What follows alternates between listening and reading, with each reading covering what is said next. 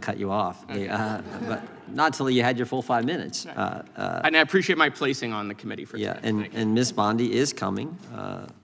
She was scheduled, and then we had this 43-day, month-and-a-half shutdown by the Democrats, so she wasn't able to be here. So we'll. And then the speaker furloughed us for 45 days. I had never been furloughed before, by the way. We will. Okay. We will have her. The gentlelady from Wyoming is recognized. Classic Democrat ploy, deflect attention from every single thing that he described about affordability being caused by their policies, and then turning around and attempting to blame us for the problems that they created with the housing, the increase in housing costs, the increasing in food costs. We're fixing those things, the policies that they implemented, and I have every expectation that we will see a decline in some of those prices next year. But I actually want to talk about why we're here today, because it is a very important hearing.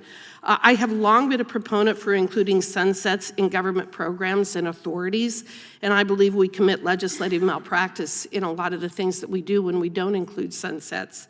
I hold this principle to be especially true when dealing with technology and technological advances, which always seem to move much faster than government, and we can evolve when we're drafting our bills. FISA is a perfect example of this issue. Since its creation in 1978, the scope of FISA authorities has continually grown, as has its abuses.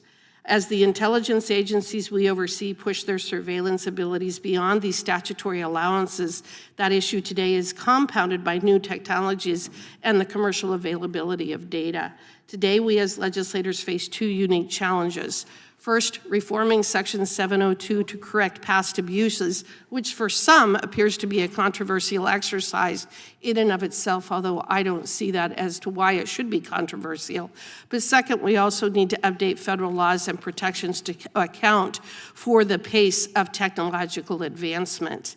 And here we are. We're actually talking about and working on reforms with the chance to vote on those reforms in 2026 for the second time in my 2 terms in Congress, which I think is a really good deal. Why? Because Congress was wise enough to sunset these important authorities to aid in our ability to consistently review them.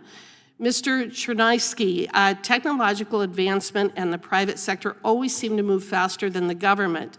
Does maintaining these 2-year reauthorizations of Section 702 provide a better chance for us to keep up with the pace of those changes and also to address any new violations that we may see? Thank you for the question, Representative. And I think that sunsets on a shorter time frame are an amazing tool for you and this committee, more broadly speaking, to assert its authority and its oversight function over these critical agencies. We want them to be able to go and do their national security mission to keep this country safe. But at the same time, as you documented it, as these witnesses have documented, there's a litany of abuses that FISA has enabled. And what better way to make sure that that is on the decline, if not hopefully ideally eliminated, than by having these shorter reauthorization periods. And I've been an advocate for the warrant requirement and some of the other changes that we have made, some of the other modernization and the safeguards that we've put in place. You've been asked an awful lot of questions today. What I'd like each of you briefly to do is to describe for us, if you see any other reforms that we should be making when we revisit this in April of next year. Mr. Tolman, starting with you, have we touched on all of your proposed changes, or do you have additional ideas that you would like us to consider? With respect to 702, we have addressed them, but with the FBI, I think we have work to do. I think shifting their mission back to interdiction of drug and violent crime should be their central focus and not the gathering of intelligence. And until then, we will see abuses that we have to rein in. Just very quickly, I don't know if you were aware, but at the beginning of the 118th Congress, when we were doing the Select Committee on Weaponization of the Federal Government, we had a former FBI agent who came and testified, and he talked about how the mission had been shifted after 9/11, and I think you touched on that briefly today as well, and I agree with you. We need to get back to a pre-9/11 mentality with regard to the FBI. I think it's important, and I appreciate your advice in that regard. Mr. Scher. Thank you for the question. If I could add one thing to the 4 specific reforms that I mentioned earlier, I would add the NGO Fairness Act, which I know this committee has already passed and reported out, but perhaps that could be attached as part of the 702 reauthorization bill, because it's certainly closely related to the items in that bill. So I would suggest adding that. Thank you.